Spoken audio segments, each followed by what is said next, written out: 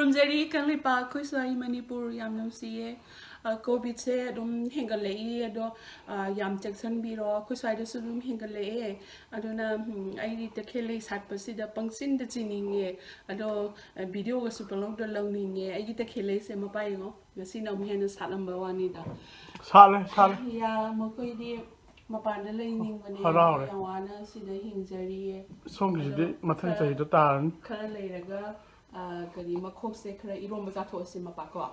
Like what can happy this one? Manum Sil Tamoy say that the Tana Timber money. Okay, Takeleju, Haore. Manum Kunung Sima. You see, I'm saved, the other kid, and decide be him a poor. Oh, the Maradra. They are quickly at the Moy wire, but Hadaki in between Maraxida, kind of winterize Kato Simapa. Leba have a crescent beaver. Manung sida leba pa bakra hapsen biba Manum yanusi hoi ma kam ne ya akhui ge phazadra khui kanglei pa ki kainona si chan inau sing na sari se ado sigi phi se anju nong thombam rk ombi akhui gi constituency gi akhui sagal man gi mona ya mana ni ni lon bibirak pane wa ho yam phazai ya I'm Pazavani. I'm an I like them. And then Mapangarangi Aina Mairian Katsavane, Mairian Dugimota khongdrum on Toxare.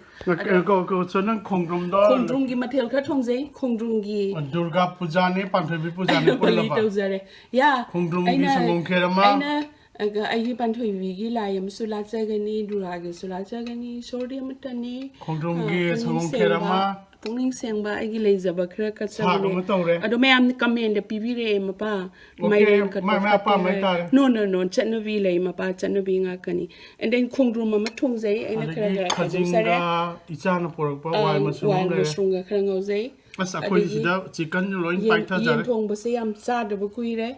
And then Bali Matungazaze, Yen say Anan Batungze, Anan Basilaskini, one by one Manahik say, Kabi, Khongdrum Makugi Bura, and then my Maton, and then Sebot Kim Sebot Maton Xiao Mapa, Sebonate, Sebot Kim Mapan, and my Rengi Mapan. And then Buradi, I'm Sazara Roy. Yeah, Hawaii truck say, I'm tang, I know Dum Hunjara Taji, I was in some moving the Nazari, I'm to Nadum Hawe.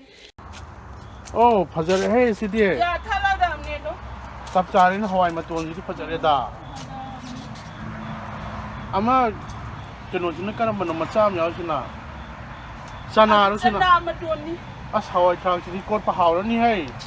Hawaii Matondo, I later can hide. The Gikaro Kabi, Mana, and then come in a Kabi Matoni, must say. Come in a Kabi? Yeah, and then a city Karo Kabi dom, Mana in Zazar again later. Oh, my in Matungi Kango crying to Zakrat Mangan Jaya.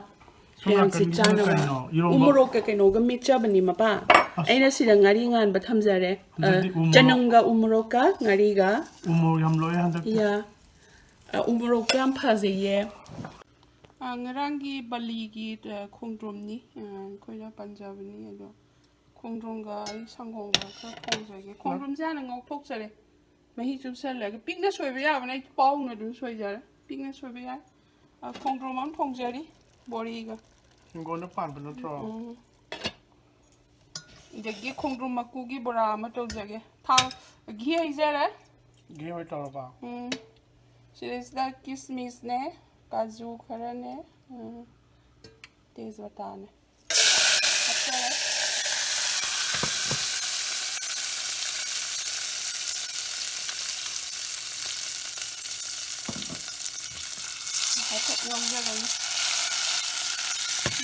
I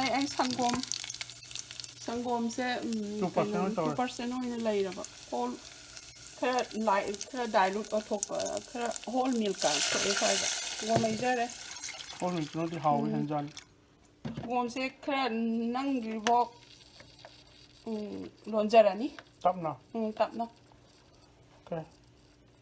ꯑꯗꯨꯒ ꯈꯣꯡꯗ꯭ꯔꯨꯝꯁꯦ ꯑꯉꯧꯕꯁꯦ ꯃꯍꯤ ꯆꯨꯞꯁꯟꯈꯔꯦ ꯁꯤ ꯊꯥꯛꯆꯒꯅꯤ already ꯍꯥꯏꯐꯦꯠ ꯃꯨꯜꯂꯕꯣ ꯍꯥꯏꯐꯦꯠ ꯃꯨꯜꯂꯕꯅꯤ okay ꯑꯗꯨꯒ ꯌꯨꯕꯤ powder ꯂꯩ ꯌꯨꯕꯤ ꯄꯥꯎꯗꯔꯒ ꯌꯥ ꯐꯦꯠ ꯈꯔ ꯋꯥꯠꯄ ꯍꯥꯏꯇꯥꯔꯦ ꯑꯣꯀꯦ ꯍꯣꯜ ꯃꯤꯜꯛꯇꯣ ꯍꯥꯞꯄꯗꯤ ꯐꯗꯕ ꯑꯩꯈꯣꯏꯗꯤ ꯁꯤ ꯇꯧꯖꯕ ꯀꯣ ꯇꯨ ꯄꯥꯁꯜꯂ ꯁꯪꯒꯣꯝꯁꯦ ꯑꯁ ꯁꯪꯒꯣꯝ ꯈꯦꯔꯁꯤꯗꯤ ꯍꯥꯎꯔꯅꯤꯍꯦ ꯑꯩꯈꯣꯏꯗꯤ ꯁ꯭ꯄ꯭ꯂꯦꯟꯗꯥ ꯊꯥꯛꯑꯅꯤ ꯁꯤꯅꯤ ꯊꯥꯛꯆꯜꯂꯒ ꯁꯨꯒꯔ ꯐ꯭ꯔꯤ ꯑꯣꯏ ꯈꯤꯇꯪ ꯇꯧꯔꯒꯦ ꯑꯁ ꯍꯣꯔꯦꯟ ꯍꯥꯎꯔꯅꯤꯍꯦ ꯆꯥꯔꯝꯗꯥꯏꯗ ꯅꯪ ꯂꯥꯎꯔꯦꯍꯦ ꯍꯥꯎꯗꯧ ꯃꯥꯜꯂꯦ ꯁꯣꯝ ꯅꯥꯀꯟꯒꯤꯁꯤꯅ ꯀꯩꯅꯣꯔꯥ ꯇꯨꯏꯉꯣ ꯍꯥꯎꯔꯅꯤ ꯁꯣꯝ ꯅꯥꯀꯟꯒꯤꯁꯤꯅ ꯈꯣꯡꯗ꯭ꯔꯨꯝꯗꯣ ꯈꯣꯡꯗ꯭ꯔꯨꯝꯅꯤ ꯑꯩꯈꯣꯏꯒꯤꯗ ꯄꯥꯟꯕ ꯑꯁ ꯁꯤꯗꯤ ꯉꯥ ꯊꯣꯡꯕꯗꯣ ꯅꯞ ꯅꯞ ꯂꯥꯎꯔꯦꯍꯦ ꯕꯣꯔꯤꯒ ꯊꯣꯡꯉꯤꯔꯥ ꯕꯣꯔꯤꯒ ꯊꯥꯛꯆꯔꯦ ꯉꯧꯊꯣꯡ ꯁꯥꯛ ꯇꯥꯔꯦꯅꯦ ꯌꯦꯞ ꯋꯥꯎ ꯃꯅꯝꯁꯨ ꯅꯨꯡꯁꯤꯍꯦ ꯗꯦꯕꯤ ꯀꯩꯅꯣ ꯈꯣꯡꯗ꯭ꯔꯨꯝ ꯃꯀꯨꯒꯤ ꯕꯣꯔꯥ ꯑꯃ ꯇꯧꯖꯒꯦ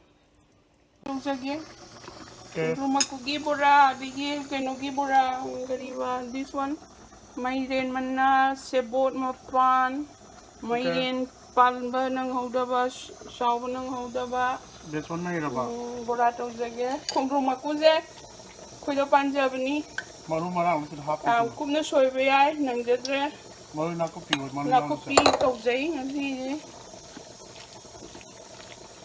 ꯏꯆꯥꯊꯣꯏꯕꯤꯅ ꯈꯖꯤꯡ ꯃꯥꯅ ꯍꯦꯛꯂꯛꯄ ꯀꯔꯤꯕ ꯃꯨꯁꯨꯡꯒ ꯃꯥꯒꯤ ꯈꯖꯤꯡ ꯑꯆꯧꯕꯒ ꯉꯧꯔꯝꯃꯦ ꯑꯃ ꯑꯗꯒꯤ ꯌꯦꯟ ꯑꯃ ꯊꯣꯡꯖꯩ ꯑꯅꯥꯟꯕ ꯈꯤꯇꯪ ꯑꯃ ꯊꯣꯡꯖꯒꯦ ꯈꯣꯡꯗ꯭ꯔꯨꯝ ꯃꯀꯨꯒꯤ ꯕꯣꯔꯥ ꯇꯧꯖꯒꯦ ꯑꯗꯒꯤ ꯃꯥꯏꯔꯦꯟꯒꯤꯒ ꯇꯧꯖꯒꯦ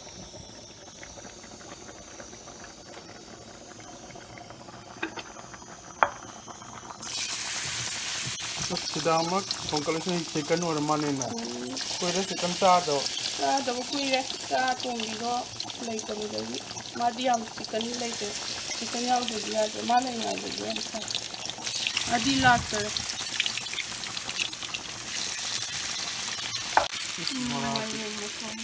ꯃꯥꯏꯔꯦꯟ ꯑꯗꯒꯤ ꯆꯤꯛꯀꯟ ꯑꯄꯥꯟꯕꯈꯩ ꯄꯥꯝꯃꯨꯗꯅ ꯅꯨꯡꯁꯤꯗꯅ ꯂꯣꯏ ꯍꯦꯛꯆꯟꯖꯔꯛꯑꯒ ꯇꯧꯖꯔꯦ ꯆꯤꯛꯀꯟ ꯍꯥꯎꯕꯨ ꯉꯧ ꯇꯥꯎꯔꯗꯤ ꯑꯗꯨꯝ ꯐꯖꯩꯗ ꯎꯕꯐꯥꯎ ꯍꯥꯎꯋꯦ ꯆꯤꯛꯀꯟ ꯑꯣꯏꯅ ꯐꯨꯗꯖꯔꯒꯦ ꯑꯩꯈꯣꯏꯒꯤ ꯕꯣꯔꯥꯗꯨꯗꯪ ꯆꯥꯖꯕ but this one last one ꯅꯤꯅ ꯑꯣꯀꯦ ꯑꯩ ꯆꯥꯟꯖꯅꯤꯡꯉꯦꯕ ꯆꯤꯛꯀꯟꯁꯤ ꯂꯣꯏꯔꯦ ꯃꯇꯣꯡ ꯑꯃ ꯂꯧꯊꯣꯛꯑꯦ ꯑꯁ ꯎ ꯃꯣꯔꯣꯛꯇꯨꯅ ꯑꯣꯏꯔ ꯃꯥꯜꯂꯦ ꯊꯤꯠ ꯈꯔꯗꯤ ꯌꯥꯎꯔꯦ ꯑꯗꯨꯗꯤ ꯌꯥꯝ ꯍꯥꯎꯔꯦ ꯑꯣꯀꯦ ꯉꯁꯤꯗꯤ ꯆꯥꯛꯁꯨ ꯌꯥꯝ ꯂꯥꯝꯃꯦ ꯃꯄꯥ ꯏꯕꯥꯅꯤ ꯐꯣꯇꯣ ꯀꯥꯞꯄ ꯈꯔꯁꯨ ꯆꯠꯆꯔꯨꯔꯦ ꯃꯄꯥ ꯏꯁꯩ ꯑꯝꯇ ꯁꯛꯁꯤꯗꯅ ꯑꯣꯀꯦ ꯃꯃꯥꯡꯉꯩꯗ ꯅꯪꯅ ꯍꯦꯛ ꯁꯥꯎꯔꯒ ꯑꯩꯅꯒ ꯍꯦꯛ ꯁꯛꯄ ꯏꯁꯩ ꯃꯇꯦꯛ ꯑꯃ ꯇꯧꯔꯛꯑꯒꯦ ꯑꯣꯀꯦ ꯑꯩꯈꯣꯏ ꯌꯥꯝ ꯁꯥꯎꯅꯩ ꯑꯗꯣ ꯌꯥꯝ ꯊꯨꯝ ꯐꯩ ꯌꯥꯝ ꯃꯇꯦꯛ ꯑꯃ ꯇꯧꯔ ꯃꯃꯥꯡꯉꯩꯗ ꯁꯛꯈꯤꯕ ꯃꯇꯦꯛ ꯑꯃ ꯇꯧꯔꯒꯦ ꯑꯍꯩꯕꯝ ꯁꯥꯝꯒꯤ ꯑꯍꯩꯕꯝ ꯁꯥꯝ ꯌꯥꯝ ꯄꯥꯝꯖꯩ ꯅꯍꯥꯟꯋꯥꯏꯗꯤ ꯄꯥꯛ ꯁꯧ ꯌꯥꯗꯕꯅꯤ ꯍꯟꯅꯨꯔꯛꯄꯩ ꯈꯔ ꯁꯛꯂꯛꯑꯦ ꯍꯟꯗꯛꯇꯤ ꯌꯨꯝ ꯀꯥꯏꯗꯅꯕ ꯈꯔ ꯁꯛꯇ ꯌꯥꯗ꯭ꯔꯦ ꯑꯣꯀꯦ That's important. ꯌꯥ ꯉꯁꯤꯗꯤ ꯅꯪꯕꯨ ꯎꯅ ꯋꯥꯍꯩ ꯀꯌꯥ ꯐꯣꯡꯉꯝꯗꯅ ꯍꯟꯖꯕ ꯇꯥꯔꯤꯗꯣ ꯅꯤꯡꯉꯝꯗꯅ ꯉꯁꯤꯗꯤ ꯅꯪꯕꯨ ꯎꯅ ꯋꯥꯍꯩ ꯀꯌꯥ ꯐꯣꯡꯉꯝꯗꯅ ꯋꯥꯍꯩ ꯀꯌꯥ ꯐꯣꯡꯉꯝꯗꯅ ꯍꯟꯖꯕ ꯇꯥꯔꯤꯗꯣ ꯅꯤꯡꯉꯝꯗꯅ ꯍꯟꯖꯕ ꯇꯥꯔꯤꯗꯣ ꯅꯤꯡꯉꯝꯗꯅ ꯑꯩꯒꯤ ꯄꯨꯟꯁꯤꯅ ꯌꯥꯏꯐꯕ ꯑꯣꯏꯔꯤꯉꯩ ꯍꯥꯏꯖꯕ ꯄꯨꯝꯕ ꯇꯥꯕꯤꯔꯤꯉꯩ ꯑꯩꯒꯤ ꯄꯨꯟꯁꯤꯅ ꯌꯥꯏꯐꯕ ꯑꯣꯏꯔꯤꯉꯩ ꯍꯥꯏꯖꯕ ꯄꯨꯝꯕ ꯇꯥꯕꯤꯔꯤꯉꯩ ꯐꯣꯡꯖꯔꯝꯕꯅꯤ ꯂꯩꯖꯕ ꯄꯨꯝꯕ ꯄꯨꯛꯅꯤꯡꯒꯤ ꯑꯔꯣꯟꯕ ꯑꯊꯨꯞꯄ ꯊꯝꯗꯅ ꯉꯁꯤꯗꯤ ꯅꯪꯕꯨ ꯎꯅ ꯎꯅ ꯋꯥꯍꯩ ꯀꯌꯥ ꯐꯣꯡꯉꯝꯗꯅ ꯍꯟꯖꯕ ꯇꯥꯔꯦꯗꯣ ꯅꯤꯡꯉꯝꯗꯅ ꯅꯪꯒꯤ ꯀꯜꯂꯕ ꯕꯤꯗꯥꯏꯒꯤ ꯆꯩꯗ ꯈꯠꯆꯕ ꯉꯝꯗ꯭ꯔꯁꯨ ꯂꯥꯏꯌꯦꯡꯁꯤꯅ ꯅꯪꯒꯤ ꯀꯜꯂꯕ ꯕꯤꯗꯥꯏꯒꯤ ꯆꯩꯗ ꯈꯠꯆꯕ ꯉꯝꯗ꯭ꯔꯁꯨ ꯂꯥꯏꯌꯦꯡꯁꯤꯅ ꯐꯣꯡꯖꯔꯝꯒꯦꯀꯣ ꯄꯨꯛꯅꯤꯡꯒꯤ ꯑꯥꯁꯥ ꯃꯤꯠꯂꯨ ꯄꯤꯔꯥꯡ ꯃꯔꯤꯛ ꯃꯔꯤꯛꯅ ꯉꯁꯤꯗꯤ ꯅꯪꯕꯨ ꯎꯅ ꯎꯅ ꯋꯥꯍꯩ ꯀꯌꯥ ꯐꯣꯡꯉꯝꯗꯅ ꯋꯥꯍꯩ 그야 봉음드나 한자바타리도 닝엄드나 한자바타리도 닝엄드나 Thank you. Wow, thank you, Mapa. Hypon to the cover some No, supper no, no. one. Okay. Kung na dumpay, so na pibirak ko ni Mapa. Okay. Salam money na. Mapa, thank you. Masidi chicken nati kay no han chajar khongdrum se kay no ni lai do. Ako'y dapahan ba? Ko rin chicken na yung za. Hawi khongdrum.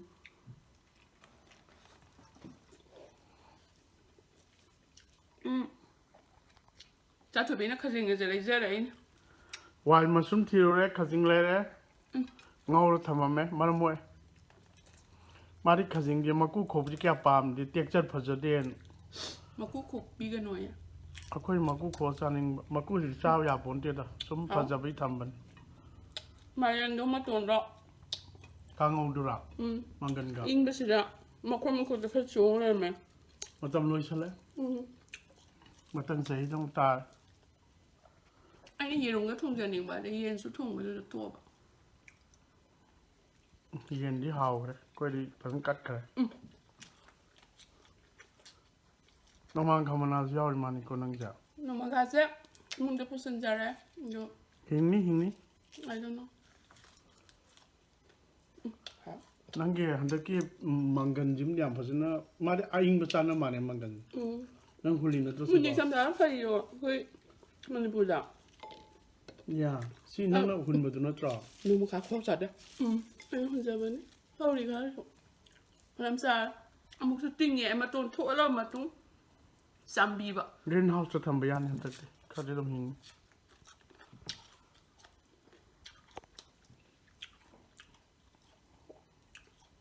Think about some two people to go.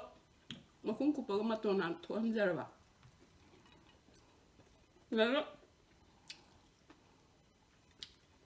Makunku Pogamat Zerminate Hola Matunda. The bar short but about me who needed them so.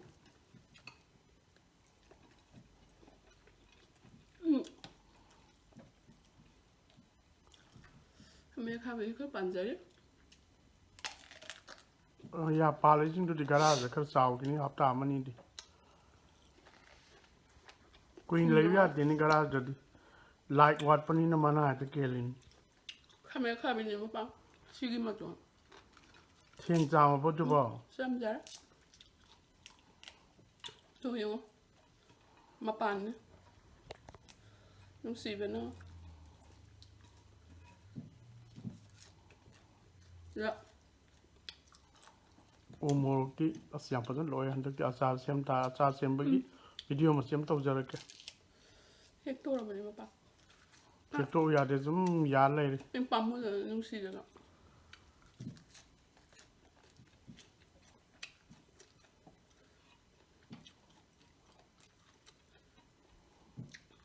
chỉ cần trao này umur cái thảo này hít thì cái giàu này hào liam hào Quý đấy. Ít sẽ tụi mình lấy từ bên đấy chỉ làm sao đó. chỉ cần kẹt thùng chẳng được Mai em bấm ngoài từ. Hả? hào này umur tu nó juga di hit cái di kal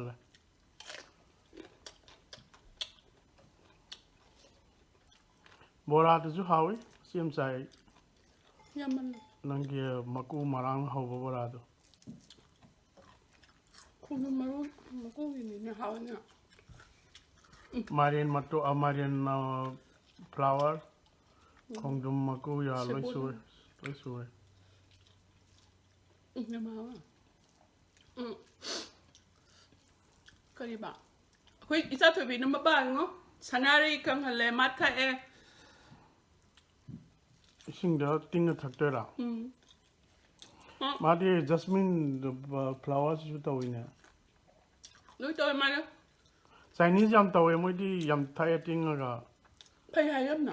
à phải rất chăm rồi thì không ham nữa ba Mà nó one by one game. Bây giờ không biểu. One by one mà nó đưa mình là cái căng hơn là lên. ok Tu adu ki du dingo tu adu ki no ne pepper ne. wallpaper ni mà nó hiện lên căng hơn lên adu cái yen thong bắt cái đó thác bây giờ spice Si kui Manipur da ho de te no an em sao ni ma pa ngang ngai da. I am not sure Ngang ngang mo do. không đi Ma di ma ming lo ka ge ma di le ta. coi đi hoi No ma ge. Forensic chapa weekend ge. ya trekking chale ma di mama na basinga mushroom pori adagi palang sak pori adagi sumba hai raspberry blueberries adagi wild apples champore Hả?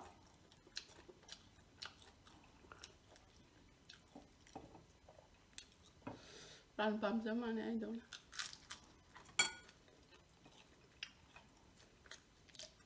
adagi spring dan yerum kainom yam hawe ko sai ji Hả? nga kang ma tha ga pajana kang sui ja yam hausa Đi ạ.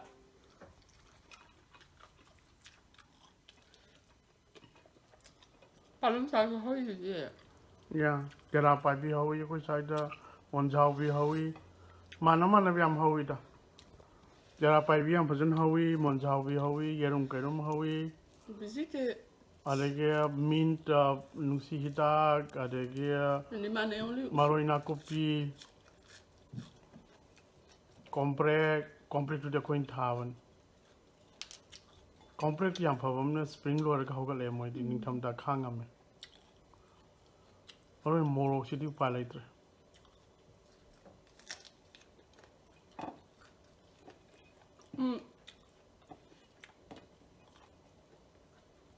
ke kana hautra Em hả? Khi mà đây mà tuần con hồi lắm hả?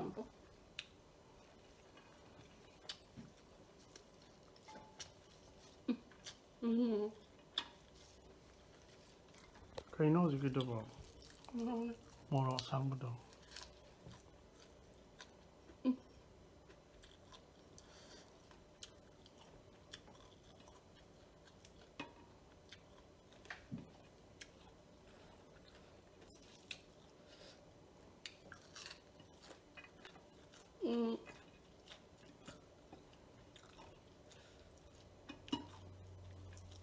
Cái nồng sẽ quỳ rồi ra để em hò mà. hawan Quỳ để ra để em cô. อย่าตาวก็มาเกิดกับยาเลยก็ใจทวงมันจะคุยได้จ้าตัว Không phải tàu em bảo nhá. มาเสี่ยมจ้าไว้ก่อนนี่จะน้ Đi อง sau nghỉ không?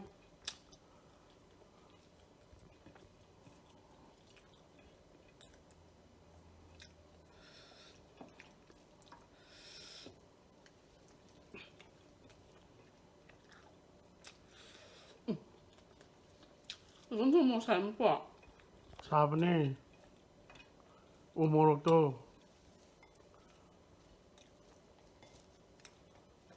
Em uống một loại đi đạp bên này. นี่นะบังเราเปล่า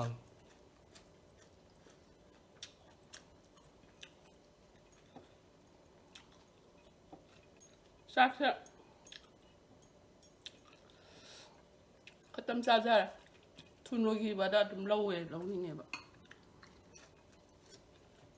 ซาครากักเซ่มานามุสิงเลยยำจ้าเซ่ Sao dây. เห็นจังเลยยำจ้าเซ่อ่ะคุยที่กบิซ่งหายกันแล้วโอไฮโอจะหายกันแล้ว whole US จะ60-70,000 a day and me Thế จะ không nghe. Anh nhá. almost 800-900 a day สิเลย News sama ba. Flu sort ka pa se COVID ta kaya pay hay na. ย่า Kuya. Lui ka pa mo na. Ako yung hospital at habang to mo diya. อย่า ครับ พลู เดี๋ยว สดพลูสดครับยาด Tulog hang da. Do ako yung manipur da late zala. เลยนำนี้แต่พลูสิจูก็anticipationนี่โอเคการมาสเตรนกี่พลูโนลักก็โดยเฉยๆยามนี้ is very difficult to predict โอเคอันนั้น companies is not very Flu sort lui ka profitable to ya. Ako yung manipur da. सही करेंगे flu से मानते बा same flu लेते okay अदुना is a luck combination अहम मरी की सेमी cocktail Flu yung sort ha. या फ्लू स्ट्रेन अनि हम हापी ने ओके अमन याते Oh. Hay bi yun ni ka na. करम ब फ्लू लाकते की जो खंग दे व स्ट्रेन दो ओके अदुना अनि हम सेम का तमिने स्टॉक पाल तो थमे लाक तो दी पैसा मांग दोनी अदुना is a complicated stuff Kaya ba mi ka na yung fight da di. नमन आहान underlying condition लाइबा Ako yung manipur da so. Layam niya.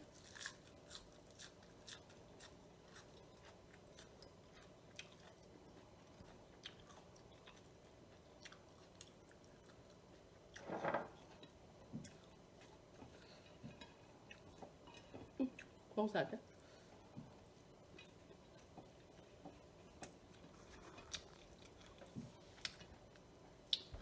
Hindi mo sila ng pamulit eh.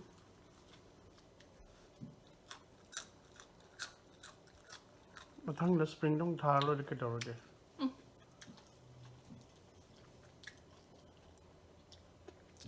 Hito nga mo sila special taste lang po. Sa mga paya. Fresh नहीं ना कहना fresh है how रे point कर Pagkalagan na ni sila, doon lang nga ito.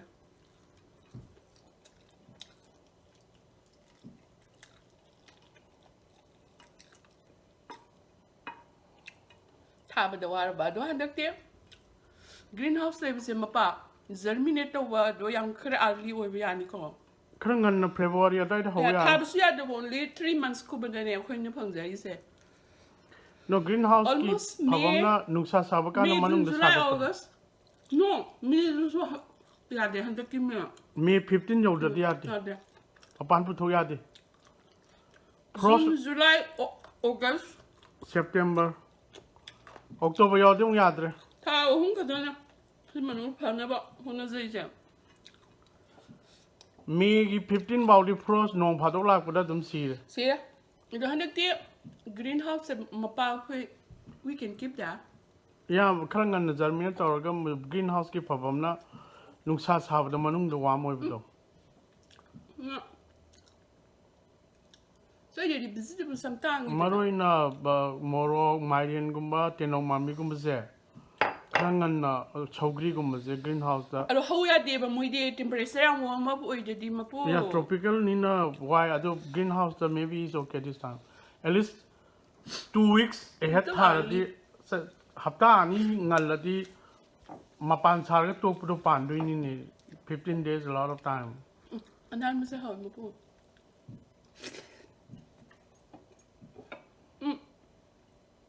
อันนี้เป็นจะแบบไม่อุริเยว่าขึ้นเส้นวายจะแบบ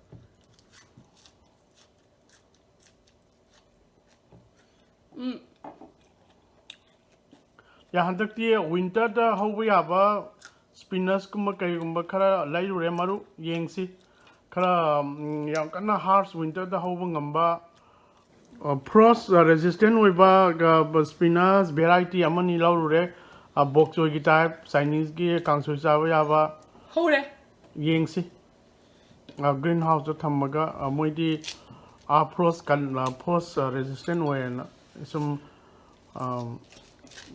online แต่ YouTube ที่ยังก็เล่าบนยังสิกับหุ่นแล้วก็ลงพาตัวตัวสุกังสุยใจกันนะวันมันรู้นะโคตรภาษาหนึ่งแบบอลาสก้าตะเกียก็ยัง cold country แต่เขาบังคับมานามาสิงคาร์ดิตุมไลฟ์จันนะตัว let's try this one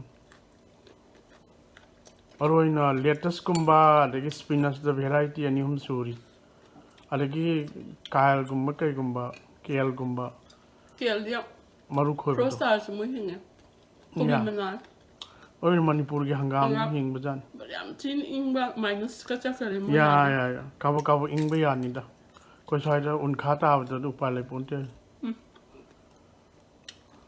minus 6บาทนึงสี่สมุนชุ่มเลย0 degree บอกที่ถอยนั้นใกล้ดับจานเนี่ยว่า minus ก็ที่ยาจะต้องปัดท่าเลย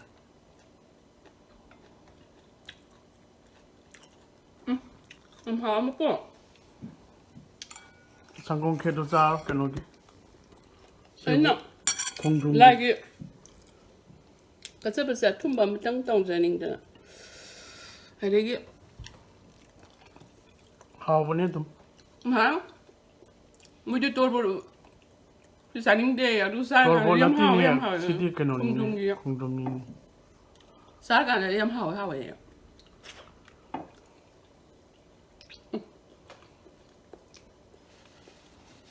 ฮะ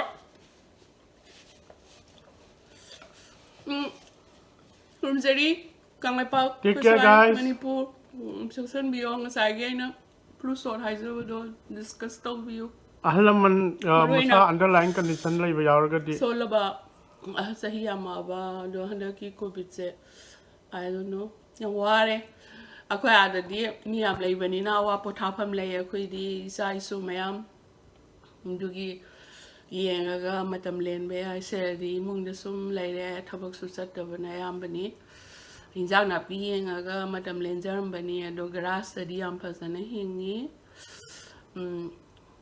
Krumzeri, Kang Lepak, Manipur.